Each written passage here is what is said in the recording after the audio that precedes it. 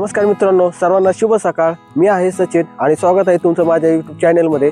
तर आज मी जात आहे भुलेश्वर या ठिकाणी। भुलेश्वर हे मंदिर भगवान शंकराला समर्पित आहे। भुलेश्वर मंदिर हे पुणे जिल्ह्यातील यवतजवळ असलेले एका टेकडीवरती प्राचीन शिव मंदिर आहे, जे यादवकालीन 13व्या शतकातील हेमाडपंथी शैलीतील उत्कृष्ट नमुना आहे, ज्यात सुंदर शिल्पकला आढळते। हे मंदिर मंगलगड म्हणूनही ओळखले जाते आणि ते ऐतिहासिक आणि धार्मिक दृष्ट्या महत्त्वाचे आहे, जिथे श्रावण महिन्यात मोठी यात्रा भरली जाते। तर मित्रांनो, तुम्ही व्हिडिओ बिलकुल पण स्किप करू नका, कारण या व्हिडिओमध्ये तुम्हाला मंदिराचे आणि आजूबाजूच्या परिसराचे संपूर्ण दर्शन बघायला मिळणार आहे। तर तुम्ही व्हिडिओ हा बिलकुल पण स्किप करू नका। तर या चॅनलला तुम्ही नवीन असाल तर चॅनल नक्की सबस्क्राईब करा आणि बेल आयकॉनला क्लिक करा। चला तर मग जास्त वेळ न घेता आता आपण आपल्या प्रवासाला सुरुवात करूया। तर मित्रांनो, आता आपण आहोत खेडशिवापूर या ठिकाणी। इथून भुलेश्वर अंतर 53 किलोमीटर, तर पुण्यापासून हे अंतर 60 किलोमीटर एवढे आहे। आता आपण आहोत खेडशिवापूर सासवड लिंक रोडवर, म्हणजेच मर्याई घाटातून भुलेश्वरला जात आहोत। पुणे जिल्ह्यातील पुरंदर तालुक्यात माळशिरस गावाजवळ एका टेकडीवर असलेले भुलेश्वर मंदिर हे यादवकालीन हेमाडपंथी शैलीतील एक प्राचीन आणि सुंदर शिवमंदिर आहे, जे 13व्या शतकात बांधले आहे। घाट ओलांडला की आपल्याला हे मर्याई माताचे मंदिर लागते। इथे आपण दर्शन घेऊन पुढे जाऊया।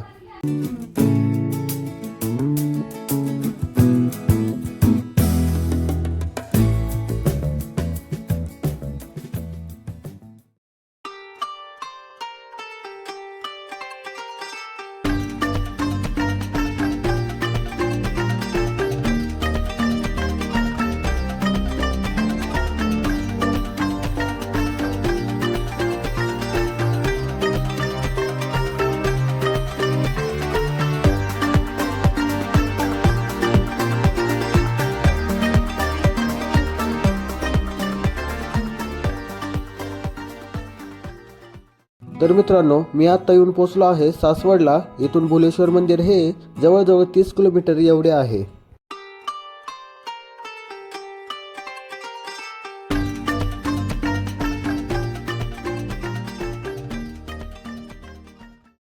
तर मित्रांनो, आम्ही दुपारी निघालो होतो आणि दुपारचं जेवण करण्यासाठी आम्ही चांगली जागा बघून इथेच जेवण करायला बसलो आहोत। या व्हिडिओमध्ये मी एकटा नसून फॅमिली सोबत आलो आहे। या सर्वांची ओळख जेजुरीकडे पटा संपूर्ण दर्शन या व्हिडिओमध्ये झालीच आहे।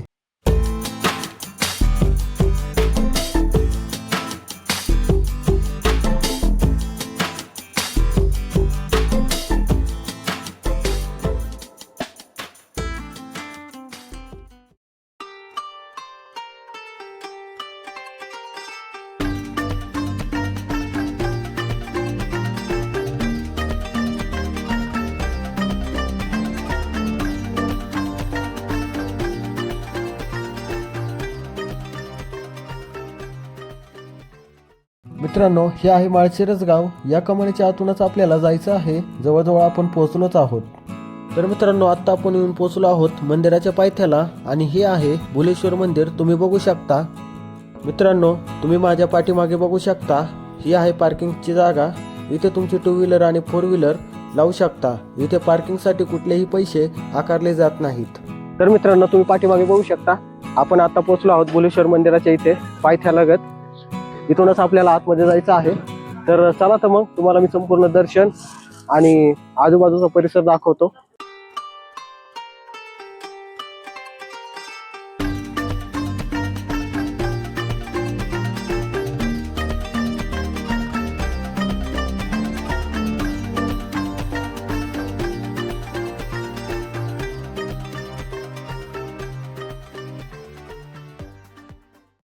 मित्रांनो, आत्ता आपण मंदिराच्या इथे येऊन पोहोचलो आहोत। हे आहे भुलेश्वर मंदिर, जे भगवान शंकराला समर्पित आहे। तुम्ही बघू शकता, इथूनच आपल्याला आतमध्ये जायचं आहे। मुख्य मंदिरासमोरच आपल्याला दीपमाळा बघायला मिळते, तर त्यासमोरच आपल्याला मोठी घंटा दिसून येते। तुम्ही बघू शकता। आत्ता आपण दर्शनासाठी आतमध्ये जात आहोत। हे आहे मंदिराचे मुख्य प्रवेशद्वार। तुम्ही बघू शकता। हे मंदिर यादवकालीन स्थापत्यशैलीचे उत्तम उदाहरण असून मूळ मंदिर यादव काळात 13व्या शतकात बांधले आहे, तर तटबंदी नंतरच्या काळात 18व्या शतकात बांधले आहे। मराठी शैलीतील भिंती आणि शिखरे आहेत। हे मंदिर पुरातत्व विभागाने संरक्षित स्मारक म्हणून घोषित केले आहे. हे मंदिर दौलतमंद गडाचा भाग आहे, तर औरंगजेबाने यावर हल्ला करून याला मशिदीत रूपांतर करण्याचा प्रयत्न केला होता असेही मानले जाते.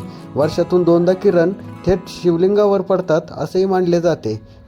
समोरच आपल्याला दगडाचा नंदी बघायला मिळतो.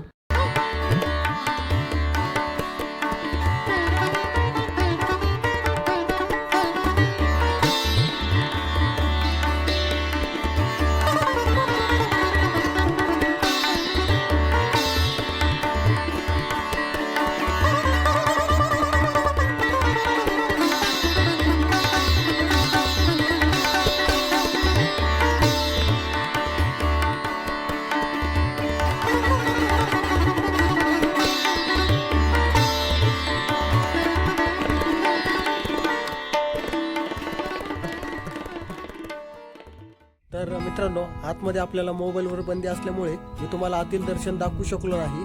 तर आता आपण आजूबाजूचा परिसर बघूया. चला तर मी तुम्हाला दाखवतो. आता आपण मंदिराच्या पाठीमागील बाजूस आलो आहोत. तुम्हाला मंदिराची मागील बाजू दाखवतो.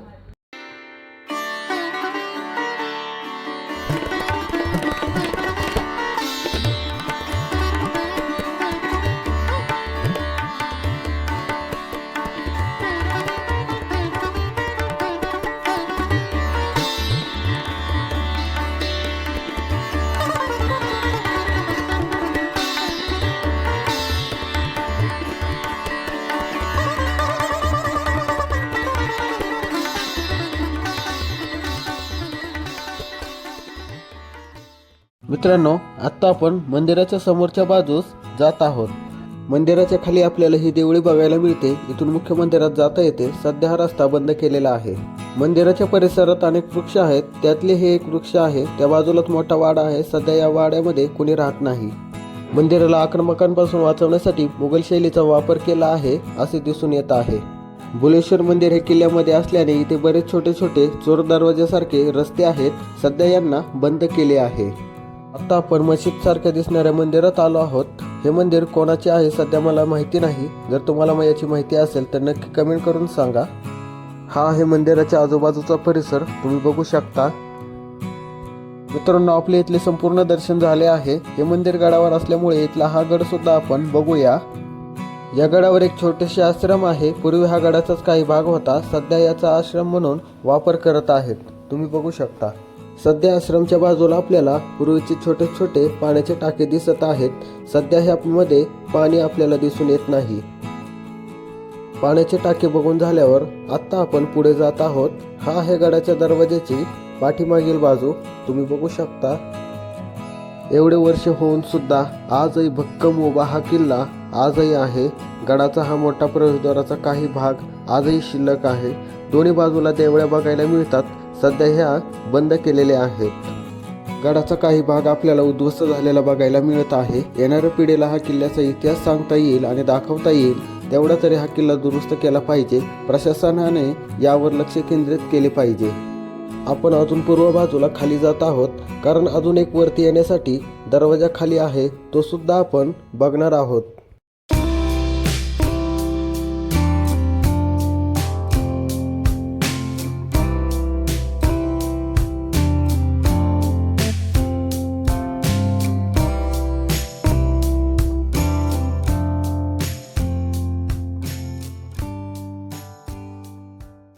तर मित्रांनो, आता आपण परतीच्या प्रवासाला निघालो आहोत. तर मित्रांनो, आपल्या येथील संपूर्ण दर्शन झालेले आहे. जर हा व्हिडिओ तुम्हाला आवडला असेल तर नक्की कमेंट करून सांगा. आणि तुम्ही कधी भुलेश्वरला आला असेल तर नक्की कमेंट करा. जर या चॅनलला तुम्ही नवीन असाल तर चॅनल नक्की सबस्क्राईब करा आणि बेल आयकॉनला क्लिक करा. चला तर मग पुन्हा भेटूया नवीन अशाच व्हिडिओमध्ये. तोपर्यंत तुम्ही आणि तुमच्या परिवाराची काळजी घ्या. जय हिंद, जय महाराष्ट्र.